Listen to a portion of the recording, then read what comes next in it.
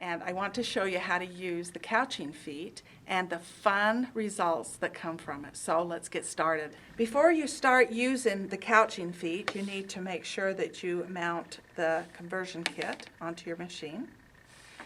And then you have 3 different sizes of couching feet. A 3mm, and let me show you the yarn that would go with a 3mm. That size, and you can see the hole.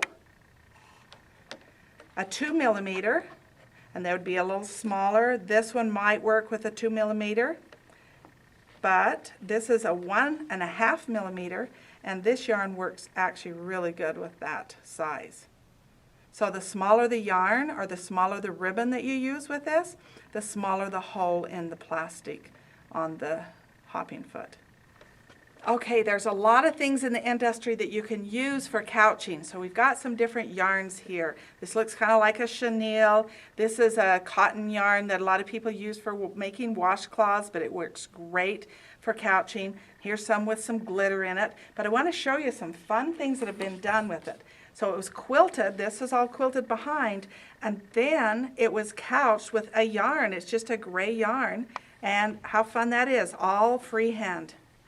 Look at this one. Look how shaggy this is, but how even the yarn is so that it will go through the foot.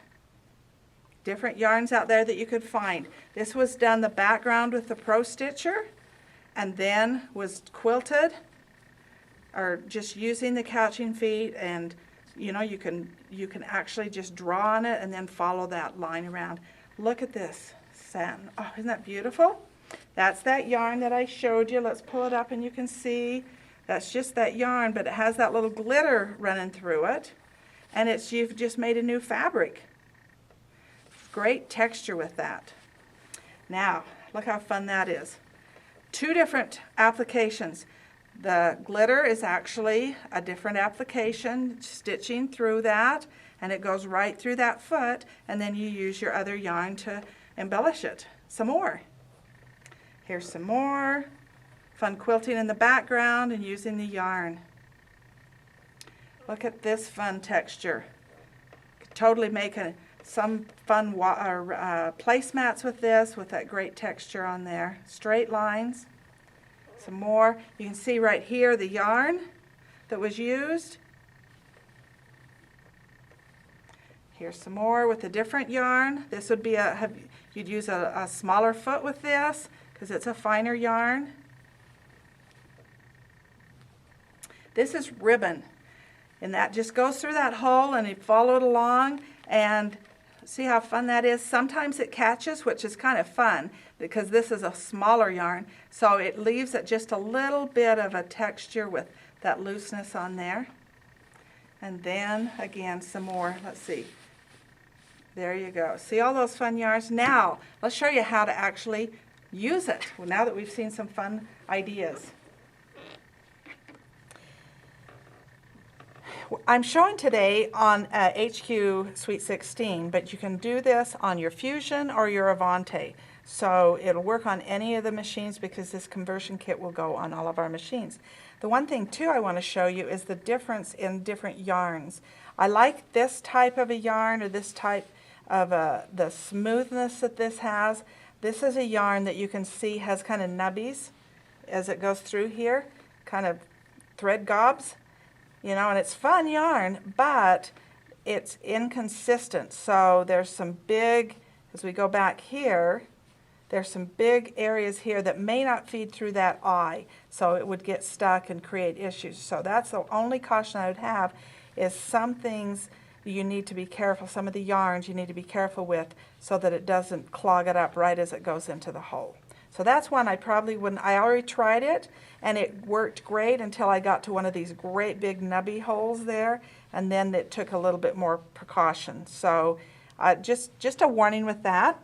Now, let's figure out how we're going to thread this, and it has to go through that hole. I have the 3mm one on. So what I do is I'm going to do a needle down, a needle up, and I want to just bring my thread up over here. So I just have it, and I have a hold of it.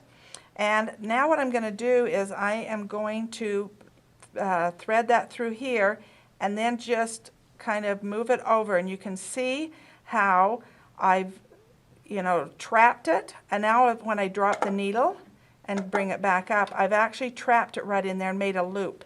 Then I can pull that through, and you see how that just pulls through? I'm holding on to these threads, and it pulls through, and then I can pull it, and it flows really nice after that. Now today I've actually put on a different color, contrasting color than the yarn, but that's okay, because with this yarn you probably won't even see it.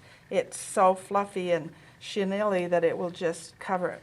Now the most important thing now is I'm just going to start quilting, and I am not going to hold this yarn. It is going to float free, and I need to make sure I have plenty of slack so that it'll do that.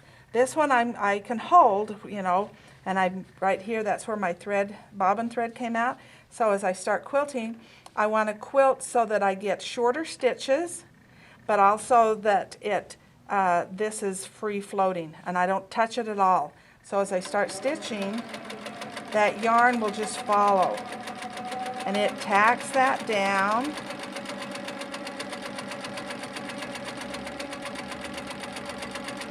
You can't even see that turquoise yarn because of this heavy or the fluffy yarn, the turquoise thread, because of the fluffy yarn. So think of the possibilities. We were talking the other day about a Santa quilt with his fluffy beard and making some swirls.